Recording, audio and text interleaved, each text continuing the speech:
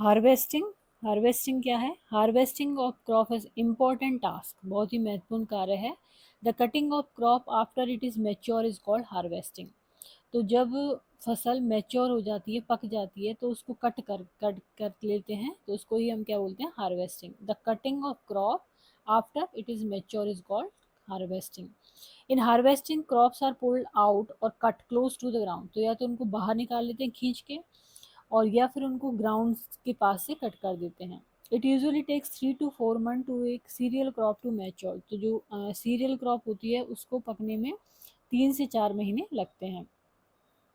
Harvesting in our countries either done manually by sickle, जो दरांत होता है उससे किया जाता है, तो सिकल से, और बाय मशीन जिसको कि हार्वेस्टर करते हैं उससे।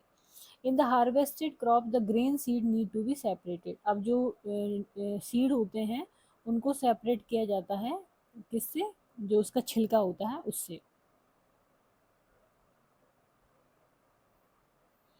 From the chef, the process called threshing. तो जो सीड को शेफ से हम जब अलग करते हैं तो उस प्रक्रिया को क्या कहते हैं? थ्रेशिंग कहते हैं।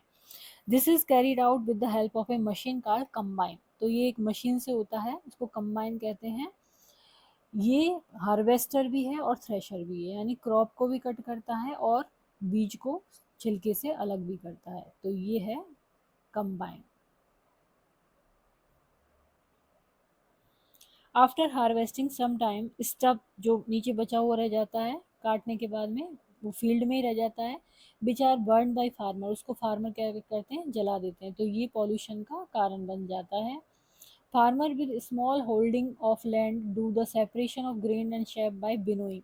तो जिनकी कम खेती होती है वो क्या करते हैं? ग्रेन को और जो छिलका है उसको करने के लिए विनोइंग का हेल्प लेते हैं।